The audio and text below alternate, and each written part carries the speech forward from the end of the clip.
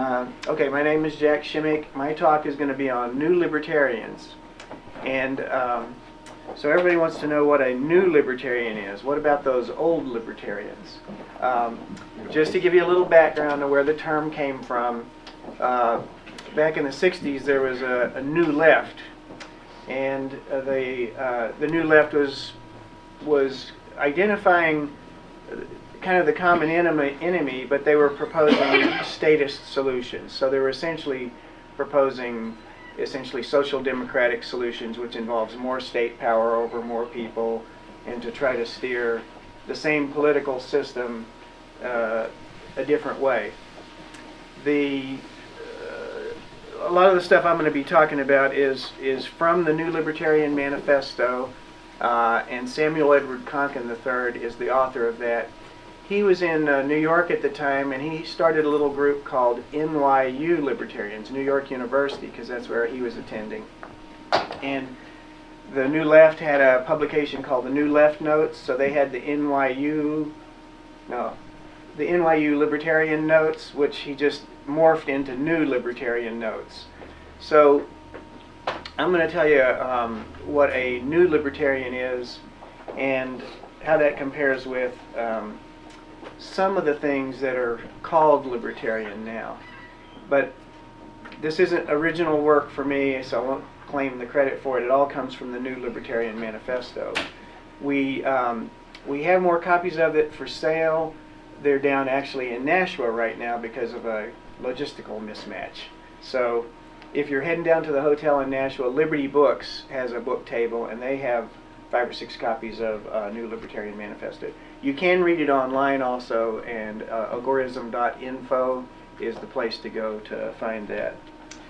So the short answer, I could say this and sit down, is a new libertarian is someone who follows the New Libertarian Manifesto. But I'll give you a little background and go into what all is entailed. So agorism, I'm going to already assume that all present know what libertarianism is and skip over that. Agorism is the theory that Sam thought it needed to be clarified a little better, that not all things that you do that you say as libertarian because you're for freedom is actually objectively libertarian. So what he was saying is the most important thing for us to actually build a free society is stay consistent with our principles. So he coined the term agorism, and by the way, there is a pronunciation going around called agorism, and I think somebody just got a hold of that because they thought it was the way it was pronounced, and they started producing YouTube videos and pronouncing that way. It doesn't really matter, but I went back to Wally Conger, and I says, you know, didn't Sam always pronounce it agorism? And he says, yeah, he did. And he says, but it's not a big deal. But I'm just throwing that out there for historical note. So Konkin says, consistent application of libertarian theory to every action creates the libertarian society. Now, what does he mean by consistent application? For example, don't want to step on Rocco's subject too much about voting, but for example, if we believe that that men, that means the species, have rights, or that it's the right thing to do to honor and respect other people and all that, then we would be imposed to, say, a majority imposing its will on other people. And the way that majorities happen is by parliamentary processes and voting. So if parliamentary processes are what can and do oppress, then a consistent libertarian action would be not to oppress others by voting. All right, so that's not really that popular in the broad libertarian movement right now because there's the fever for Ron Paul. Ron Paul seems like a really great guy. I don't dislike the guy in the least. That's not the point. The point is that to create a free society based on libertarian principles, well, one of the real principles brought out in the New Libertarian Manifesto is that we really only have so much time, money, and energy each. And if we're going to apply those to movement activity, we should apply them in a way where we expect them to pay off. All right, so anytime you put time, money, and energy into something that's not consistent with your principles, then that doesn't move us forward. And so some people, and I'll get into this a little more later, take a shotgun approach and they say, well, I'll do some counter-economics, and I'll do some voting, and I'll do some civil disobedience. What I'm going to try to present is that the new libertarian approach is to stay arrow true to a consistent approach which promotes free society by taking libertarian actions ourselves consistently. If I've not explained it well, read the book.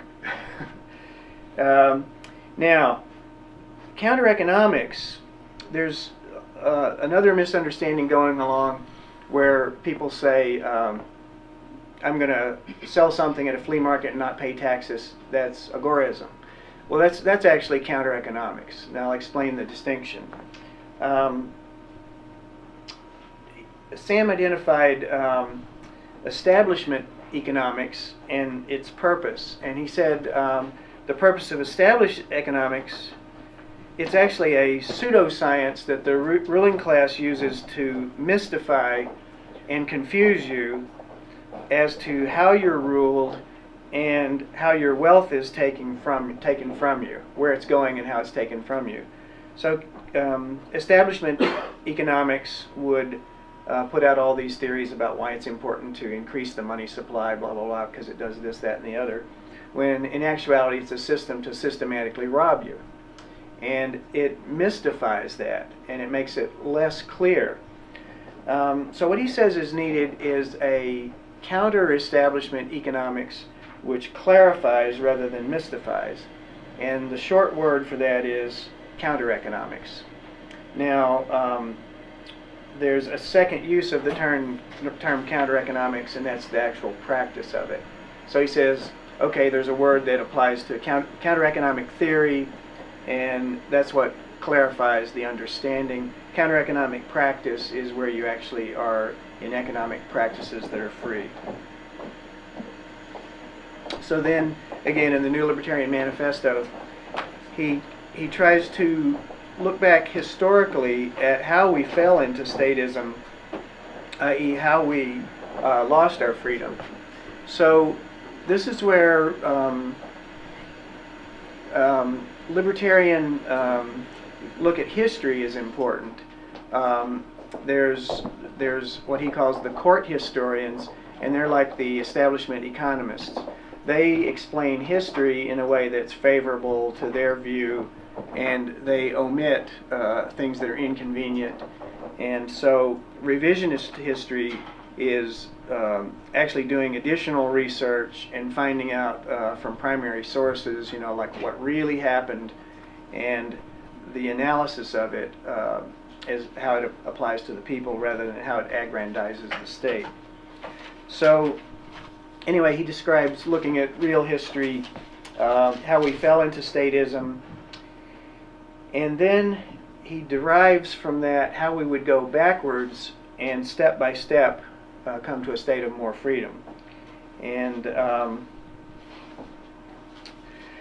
he advocates the counter-economic approach, which is where you essentially are becoming a human actor to actually become free by acting free consistently and all that.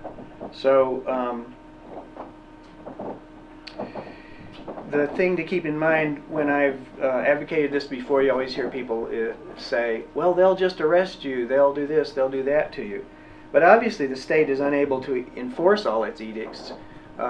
There's thousands of laws, there's law books that fill whole shelves, and in any town there's X number of police, and essentially enforcement is it's inherently selective.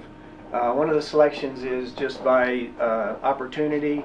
It's like, okay, it's against the law to burglarize somebody's house, but since there's not police at every house, burglars still get away with it.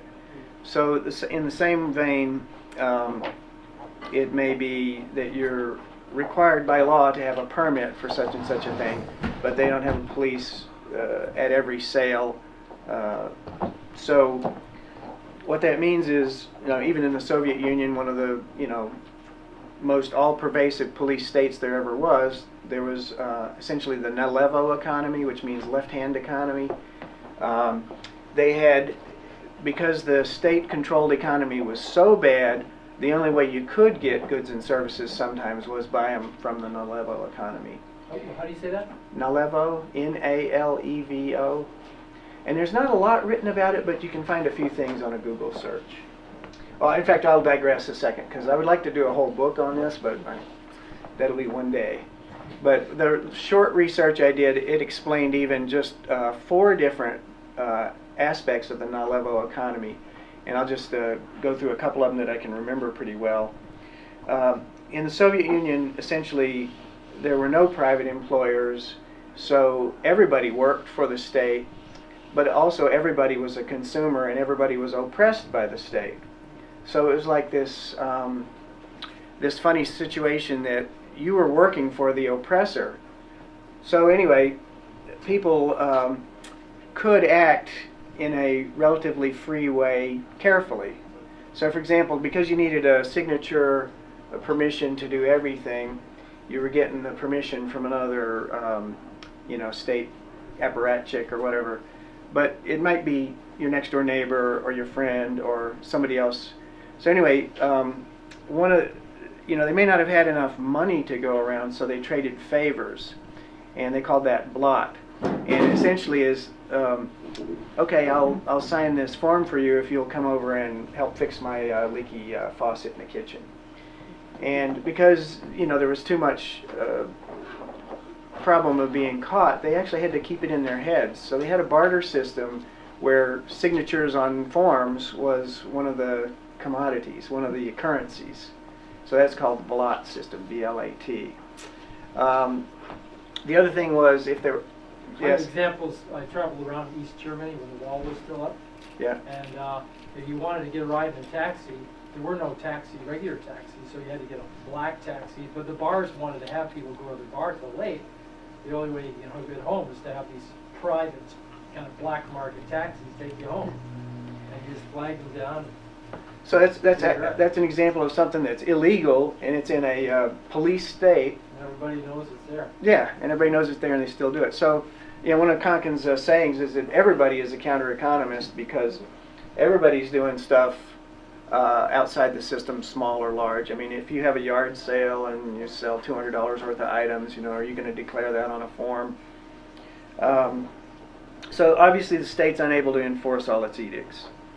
Now, one of the things, though, that happens is we've internalized the state. And what I mean by that, or what Konkin means by that is, and this actually is to borrow from Ayn Rand, is that in order for the state to exist and remain powerful, it requires the sanction of the victim.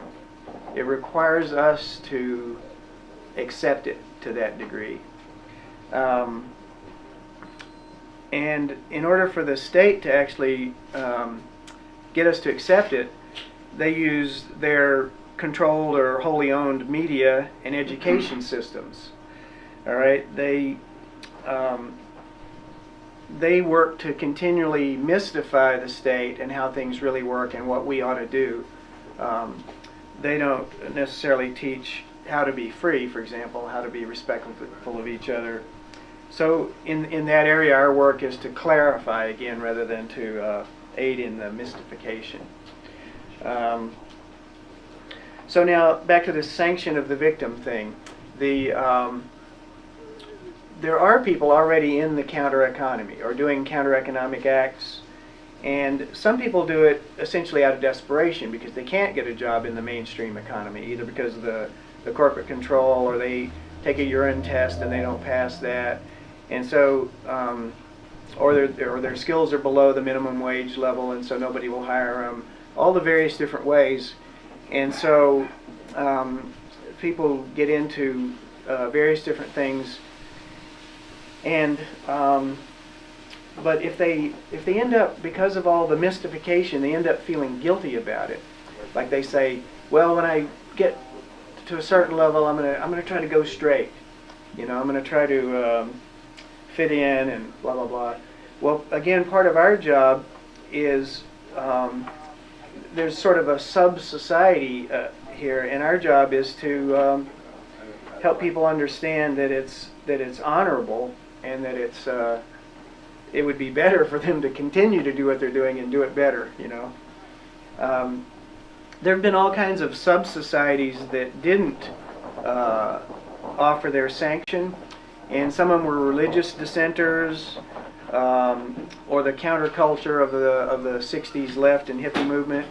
They were countercultural, and a lot of people don't really realize how it was, but in the corporate work world, IBM is the example people always give. It was that it's white shirt, you know, dark tie, and it was like a uniform, and it was like such a social norm that you know, get a good job at a good corporation, and you know, that's the way to go. And if you didn't follow that approach, you know, you were an outcast. You know, your parents said, "Oh, please get a good job." So the counterculture was going against that social pressure. But here's where the modern libertarian or the new libertarian differs, and that is from all these religious dissenters and countercultural dissenters, is libertarians have knowledge of economics. All right, that doesn't mean you've read all these economics books, but we know that economics, you know, essentially, if you can't eat and pay your rent, you can't be an activist. You know, just because you got like you're driven down to the lower level of needs. We understand economics and division of labor and how it's actually a part of society, social structure, and it's okay. You know, whereas some movements, communist type of movements, have you know, just made it essentially wrong morally to earn money, you know, which is a self-defeating. It can't be a self-sustaining movement. Now, I'm not saying that money is the only thing, because what we essentially need to do is be building a society where we function. Money is just one of the currencies we have. I mean, we do essentially social capital kind of things. There's all kinds of mutual aid and stuff that we're going to talk about a little later too, and that doesn't always involve just the Federal Reserve notes kind of money. But so anyway, given that short background, the basic New Libertarian strategy is that we should, given that we believe that counter-economic action is the consistent way to apply our libertarian principles and to actually build a functional, just economy, what is it we have to do to further and build the counter-economy? And so there's really two things, and there's two poles to the problem, or to the challenge for us. One is we've got a bunch of people that believe in libertarian theory and essentially talk about it a lot and sit on the internet a lot. And then we have the people that are already in the counter-economy but don't understand the theory. They don't understand libertarianism. So there's two things. First, we educate libertarians on the new libertarian strategy and encourage them to join in the counter-economy. And then, on the other hand, we take the counter-economists and we try to educate them in libertarian theory. So, once we essentially do that consistently, we'll essentially be building a movement of, you know, good intellectual theory and good real-world practices. And we're going to have some talks about ways to do that. In fact, the talk tonight on credit unions is a good example. Now, when you talk about, again, I should have said this a little earlier, the counter-economy, there's a fundamental principle there, and it's called trading risk for profit. Now, that's a basic economics thing. But then again, we were talking about not every edict is enforceable. Well, it's good for us to not take random acts and this is where the real distinction between agorism and civil disobedience would be. Some folks in the current libertarian movement will take an illegal action, like right in front of the police, to challenge the police to arrest them, and I think some do it just for the publicity they think it'll gather, and in fact they're successful at using modern social media to promote it widely, and then to get everybody to contribute to their legal defense fund and all that. The agorist approach is to look at the risks of that and to look at the long-term strategy, and what you're trying to accomplish is to build this counter-economy, to build the agora, the free market, and to build a free libertarian society. This is a little diversion, but just on that a little further, again, when you look at the fact that we all only have a certain amount of time, money, and energy, if you, I've graphed this before, but I'll just do it by hand waving. If you applied the new libertarian strategy, building the counter-economy, as you go along, you should be consistently getting more prosperous, individually and as a society. If you follow the civil disobedience approach and with the goal of getting arrested, you may win some cases in court, but in the meantime you've got legal fees and your bail money and lost wages, your time out of the economy, and all your emotional energy is spent trying to get yourself out of jail or keep yourself out of jail or win your case in court. And trust me, I know all about this, and I'll tell you more stories tonight. So if you keep going down with spending your capital, and your capital is your time, money, and energy, your life capital, you could reach a point of essentially burnout of all your resources. And then what some people have to do is they have to drop all their activism, go get a corporate job, pay off all their debts, and to try to get back up to even again. And if they didn't learn the lesson, then they'll just do it again, and they'll follow that strategy. Let's say it's a strategy, I question that, and they'll repeat that cycle. And they'll at best stay on a level of life capital that's at best even. So that's just like an economic analysis of civil disobedience. Now, I'm not against civil disobedience, but I'll quote Konkin on a couple of things there. I mean, I think the good civil disobedience strategy, like there's a lot of people that just go out and essentially fight everything, and that's what I did in my 20s. So that, I think, fighting everything, or just fighting opportunistically whatever happens in front of you, you know, whether it's a stop sign or a red light or a speed limit. If you fight all of those, you just essentially invite this whole cycle of spending all your capital to get yourself out of trouble. Now, is it right? Sure, it's right for you to go through a stop sign because there's no other cars around. Is it a good strategy? That's the other question we should be asking ourselves. Is that the battle we want to fight? You know, and you know, if you do just fight that one today, yes, you will have a battle today. Well, they can't enforce all of the stop sign violations. Good civil disobedience, good in the mode of being effective, is actually planned rather than random. So, for example, when Rosa Parks refused to go to the back seat of the bus, that wasn't a random act. She was part of a larger group that had chosen that issue. They had a team of lawyers ready. They had people funding the legal defense fund. When they had everything in place and they knew which particular clause of which law they wanted to challenge, they chose the right person to take the action to challenge that law, and Rosa Parks was that right person.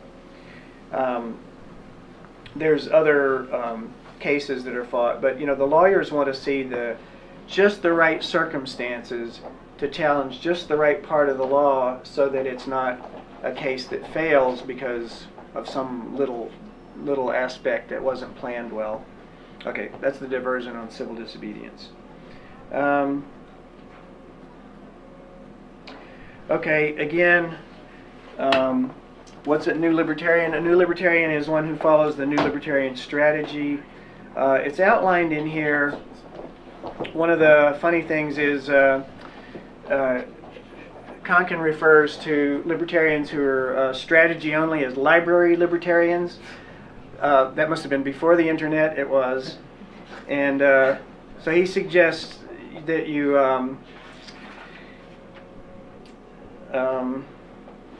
the main thing, under all circumstances, we recruit and educate. That's what new libertarians do.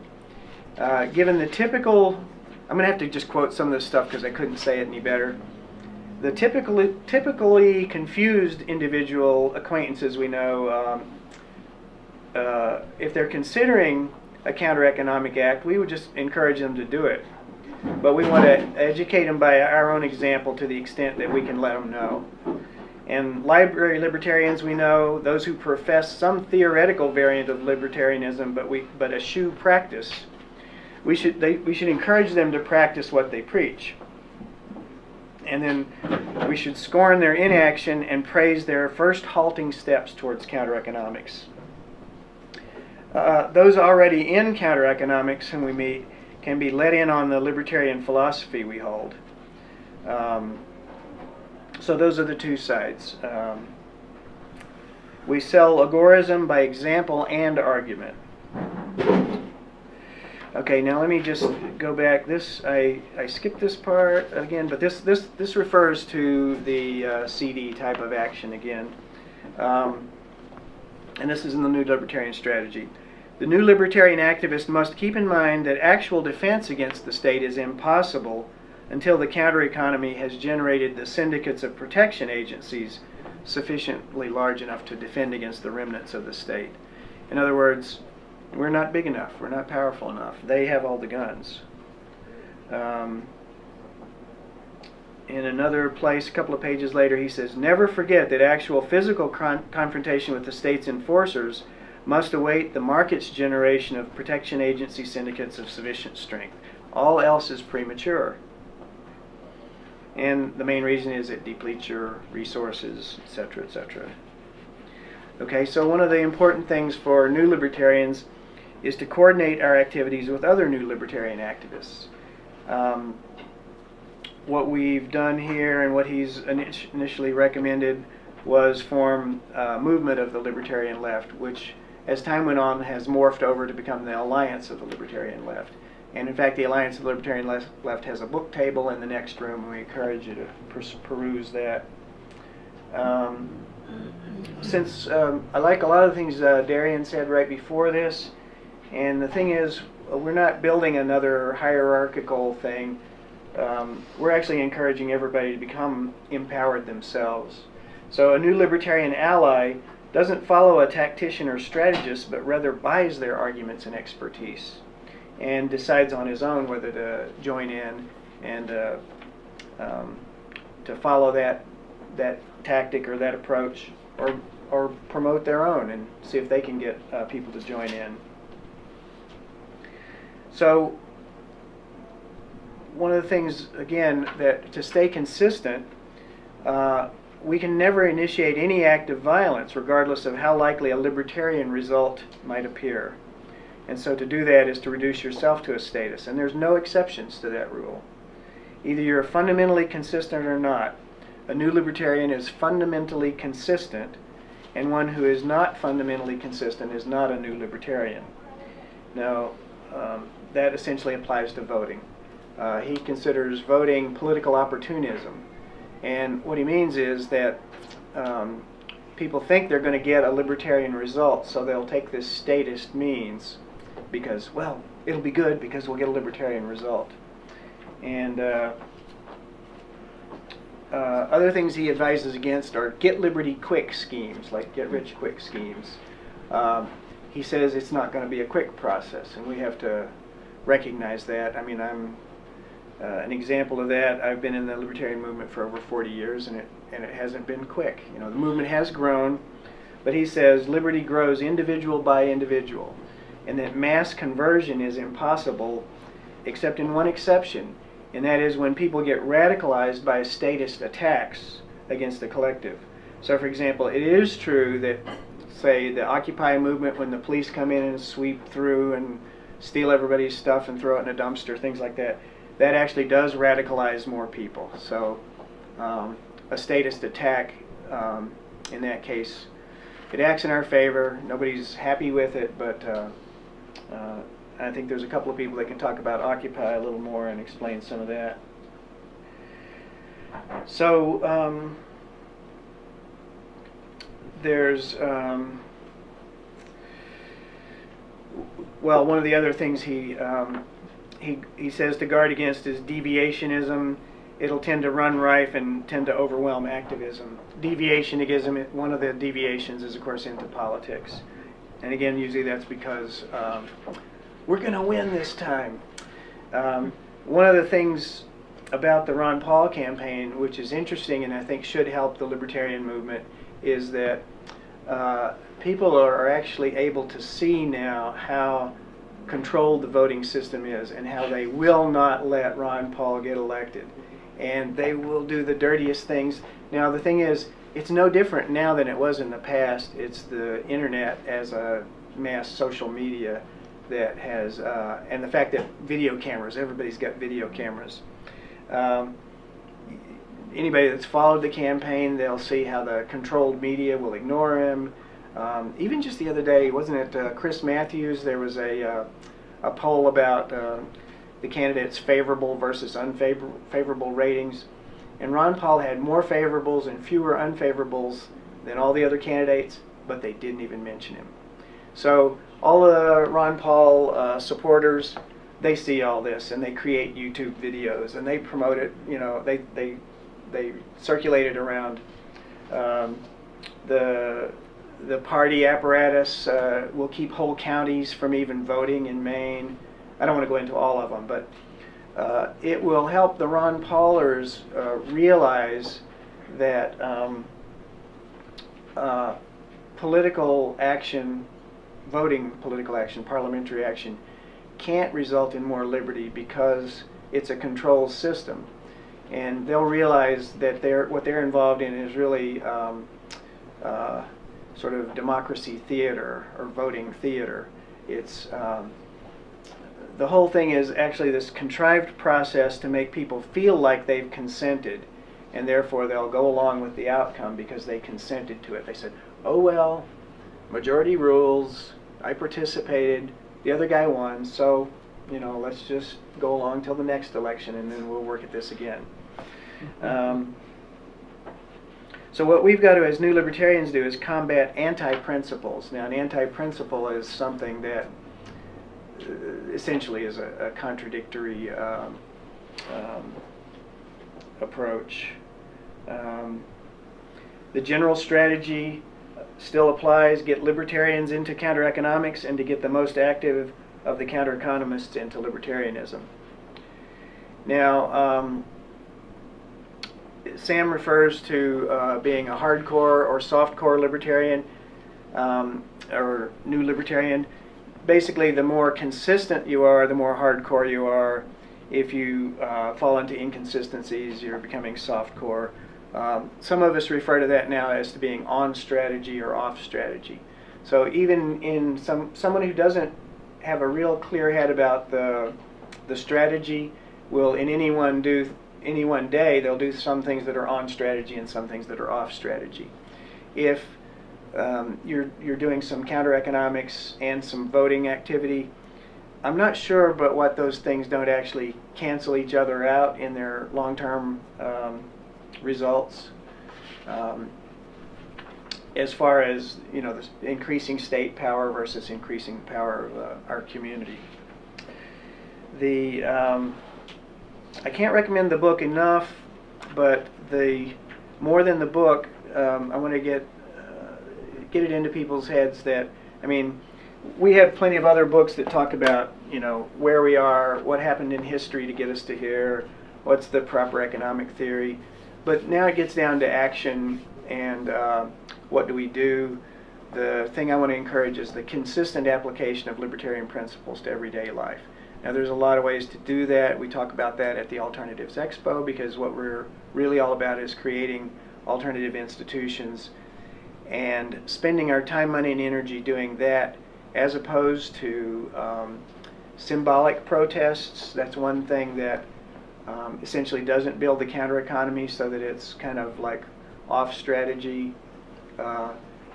Parliamentary politics, that's actually kind of completely counter the new libertarian strategy. If you if you can question yourself and look at your actions, and if you do agree with the theory, then there's a way to measure then how much progress we're making, and that is how consistent you're able to pursue your life that way. Now, I'm not saying that everybody can just quit their day job right now and go completely into the counter economy. We talk about incremental agorism. How do you like improve from month to month the things that you're doing to make it a freer society? We've had a concept floating around called the freedom factor, and that would be something like, I'd say would be because it's still a concept. That'd be something like the carbon footprint. Like you care about the environment, you want to reduce the carbon loading in the atmosphere and all that. So you go to carbonfootprint.com or Carbon Coalition, I think it is, and you take a little self-administered test and you rate yourself and you determine your carbon footprint on the earth. Our thing would be similar to that. You'd go online and you'd take the freedom factor quiz, and you could evaluate your life, your actions, and all that, and you might have you'd come out with a 0 to 100 score percentage of a free life you're leading. And what we'd like to do is make this so that we can also say rate local businesses, because everybody's trying to figure out, man, what can I do? Can I affect things just by the way I spend my money? So you'd look at this quiz and you'd say, should I put my money in Bank of America or into my local credit union? And that score, the answer to that question would go into your freedom factor score. So we should talk more about this. And essentially the organizations you belong to, the merchants you go to, you could possibly all consider their freedom factor before you patronize them, because like everybody's not pure 100% pro-freedom, and everybody's not 100% anti-freedom. The goal is to day by day increase our freedom factor. Again, if anybody wants to be involved in that project and has the web skills to create this test behind the scenes, we could work up a working group to work on that. Let's see. That's the basic way to think about the term New Libertarian. Oh yeah, there are a couple other projects that are like in the working stages. One would be a New Libertarian Handbook. Now, I don't know if anybody in here was a Boy Scout. You get a Boy Scout handbook. It tells you how to like build a fire, how to pitch a tent, and things like that. New Libertarian Handbook would be something like that for us. Now, what would be great is if all of you in here could contribute to that too. We'll hook you up with the people that are working on that, and that would be essentially the handbook with suggestions for how you can increase your freedom factor, how you can become a more consistent New Libertarian. I've about put the whole idea out there and the definition of a New Libertarian, so let me open it up to questions. Yes, Matt. One thing I'm wondering is sort of within the libertarian movement, a lot of the kind of minarchist or sort of statist libertarian movement, there's talk of federalism as a countervailing forces between various sides of government. I mean, this is in Vermont where I'm from. This is a particularly salient issue because they're trying to shut down a nuclear power plant. The state has ordered it shut down. The federal government has ordered it not shut down.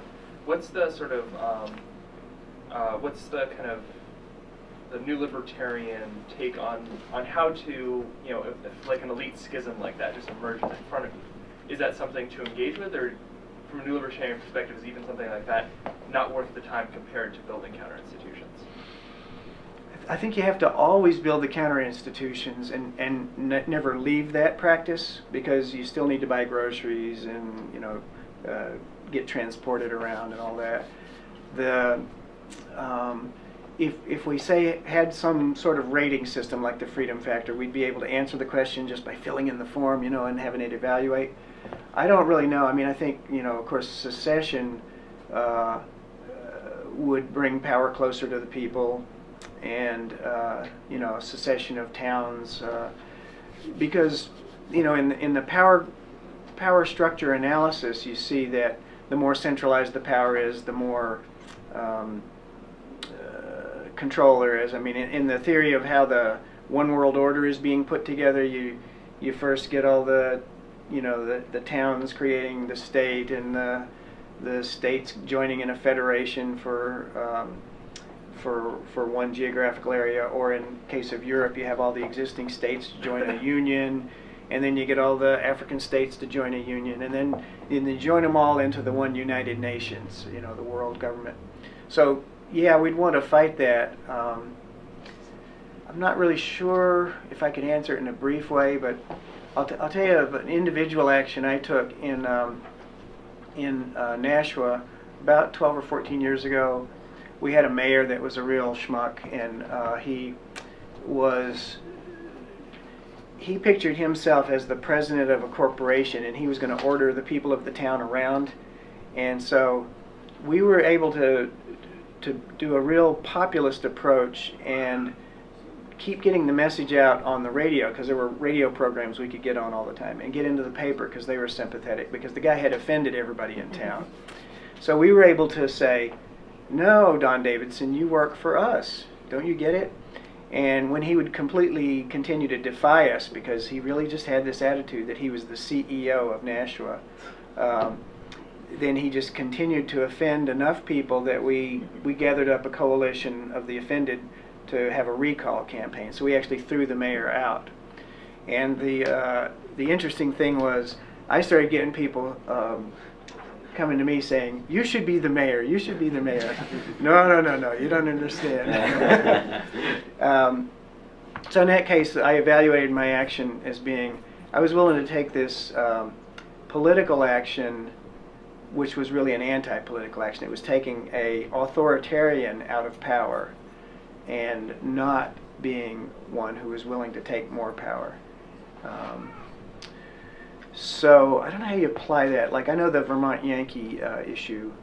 I know a lot of people do think that you should use their tools, you know, the court, the regulatory system, if you can.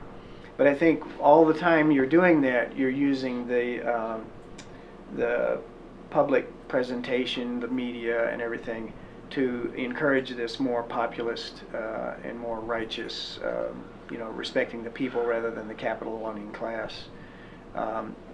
If you can do that, and if you can win over more hearts that way, and essentially draw more of those people into this counter economy that you're building at the same time, I think that's a win. If you stop the nuke from, you know, getting an extension of their license, that's a plus too, because here's the left-right libertarian distinction here. You see a lot of right libertarians that are kind of science-y oriented and proprietarian oriented. They'll say, "Oh no, the nuke's fine. It's, you know, it's capable of operating for 10 more years." Or are they going for 20 more years? 20. Yeah. 20 more years. It's supposed to be decommissioned after 40. After 40, I know. So the thing is, the nuclear industry is not a free market industry, okay? The insurance companies in the early 50s, when they're talking about peaceful uses of the atom, said, no way would we insure that. That's incredible. You're going to have like waste material that has a life of 200,000 years, and these unknown risks of the thing blowing up and spewing radiation in the atmosphere. We won't insure that at all. You guys are nuts. So the nuclear forces, which included government and private industry, see, the government wanted nuclear power plants to generate more fissile material for bombs. Westinghouse and GE and people like that wanted the industry because, hey, it's money. You know, they would get government money to build the power plant equipment and all that, and to operate them. And they were essentially operating the fuel processing plants. They were just, you know, big government contracts. Well, anyway, they lobbied Congress. Can't remember the name of the act, but I think it was in 53 or 4. And basically it says, all right, well, the insurance companies only have to insure them up to X number of $1 million, and beyond that, the federal government will be the insurer of last resort. So what they said is, we'll let you do a completely insane industry that's completely dangerous to everyone and could destroy all life on Earth, because you guys will make some more money at it, and you're paying us congressmen, you know, in the back door. So some right libertarians, I think, would say, why not let the plants work? Nuclear energy is safe, And the same group would argue against, say, the Occupy movement, because, well, you're squatting in a park. That's not your property. You shouldn't be able to be there. And I think they're missing the bigger picture. Like the land question is another thing new libertarians have to face, and that is looking at property as it exists now. I'm in favor of justly acquired property, and we won't go into the whole argument of that, but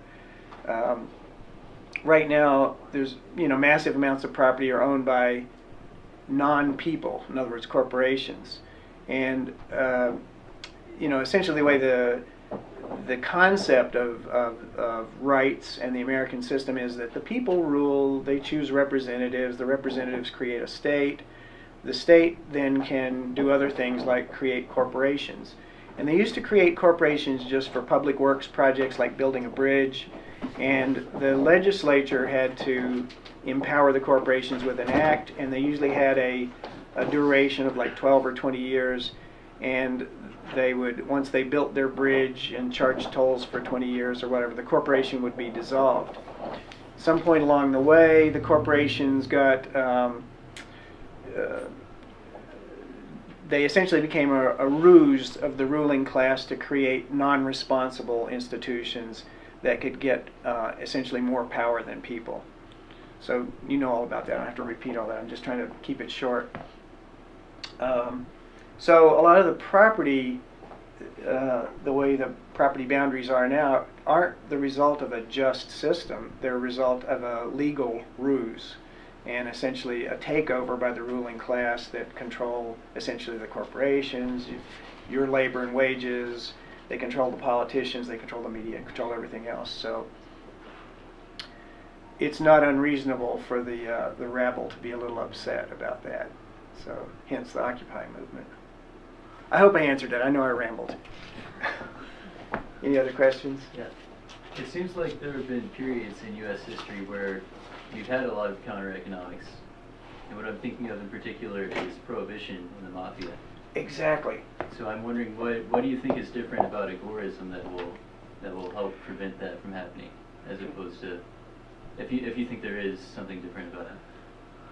Well, first of all, prohibition era, that's an example of how laws don't actually stop people's behavior. When there's demand, risk versus profits, when you look at how prohibition came about, it was another one of those manipulations. There was tremendous profits made by the people that did get into the alcohol producing business.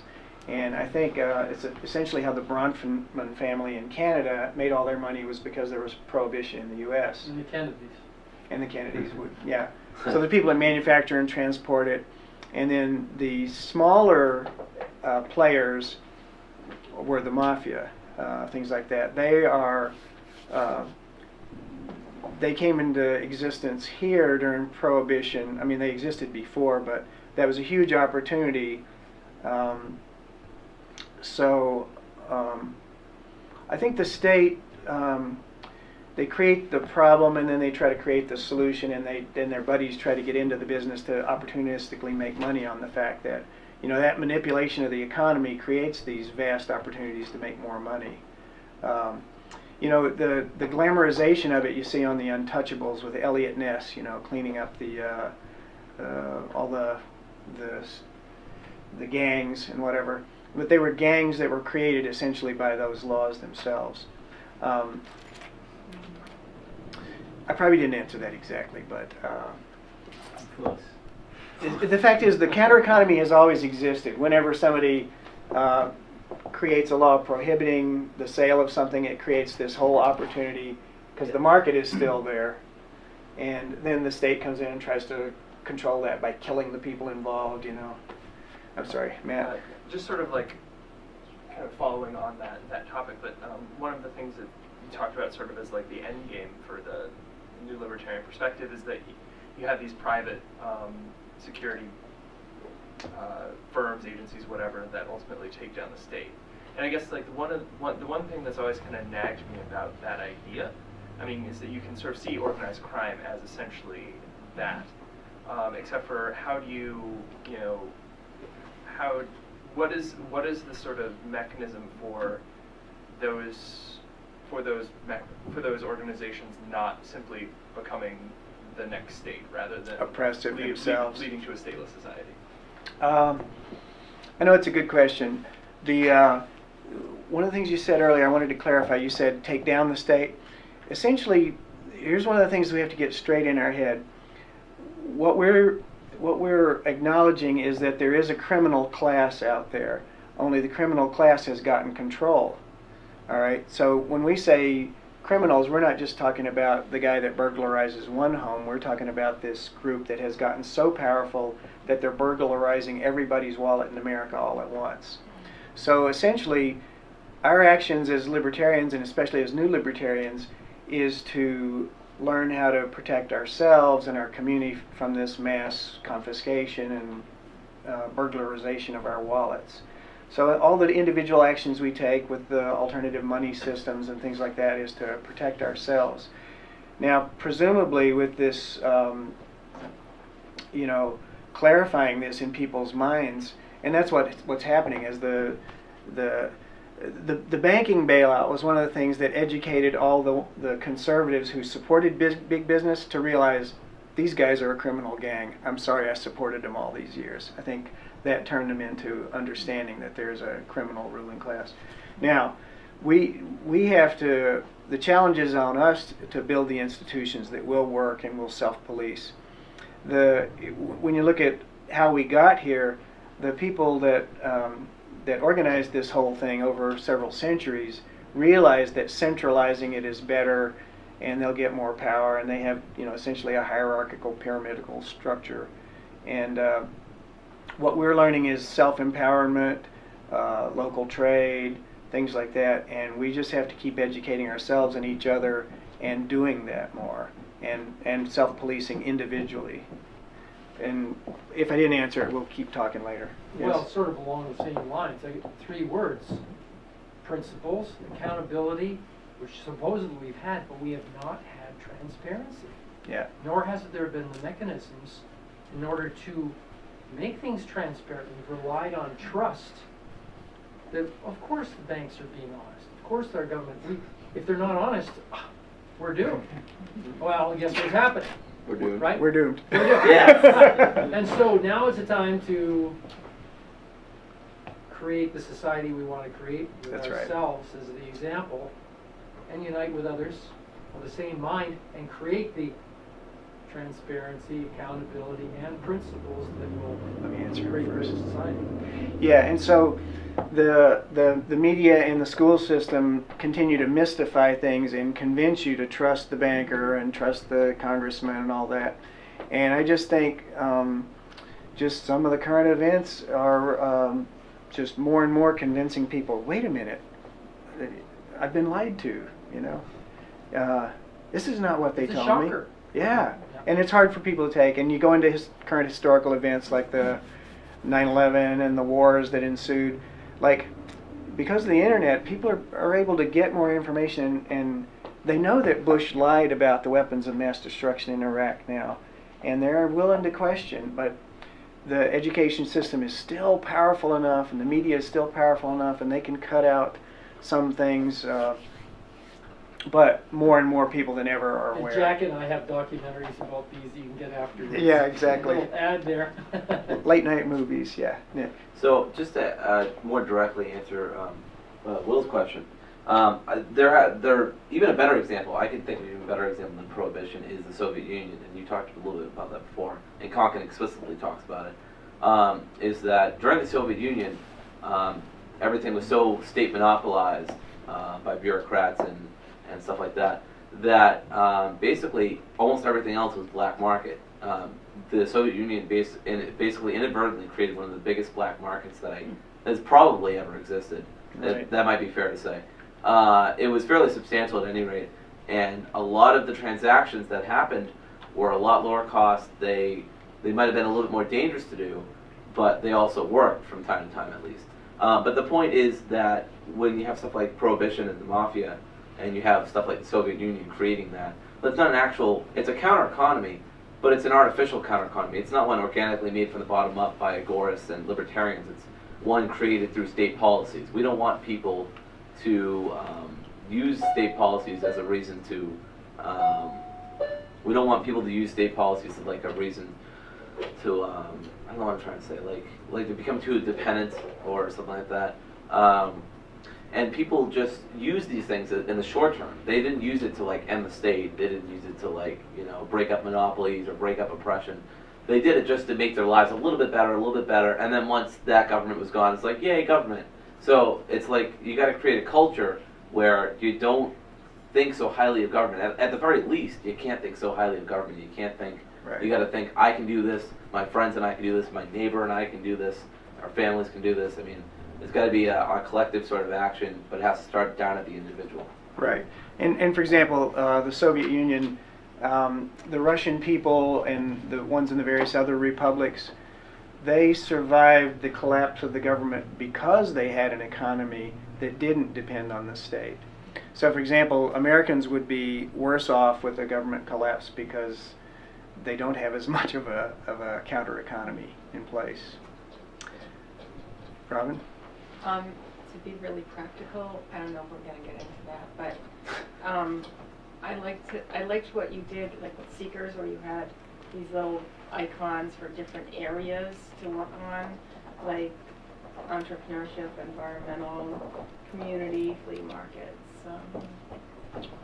money systems. I know you don't want to be centralized, but is there any efforts toward organizing some of these different areas to promote? Yeah, okay, we'll talk a little about that and then I'll pass the baton here. But the AltExpo itself, we have a website which is being completely restyled, and we're kind of calling it the roadmap to the road less traveled. And we hope it becomes a good directory for where to go for alternative services. And we want to recruit people to add to the site in their area of interest. For example, the one guy gave a talk on beekeeping. He says everybody that has any land at all ought to be keeping bees and making their own honey and all that. So he can take over the beekeeping area of the AltExpo. Now, people here may never have thought of beekeeping, you know, but it's one of the things that's actually relatively easy to do, and you create some of your own food supply. But anyway, the way the site should work is he would just update the beekeeping page, and if there's a beekeeping convention or, you know, whatever goes on in the beekeeping world, he would keep that up to date. And the other thing you said about other organizations, we've talked about what we call the Alternatives Communities Strategy. So new libertarian activists should get out there into these different communities that are already doing some alternative practice. And we would apply the same two basic rules, is educating and encouraging people to be in the counter economy, and then taking people that are already in the counter economy and encouraging them to learn libertarian theory. So I better wrap up. Time-wise, we're going to try to get closer to our original schedule as time goes on. So I'm going to take off my... Thank you.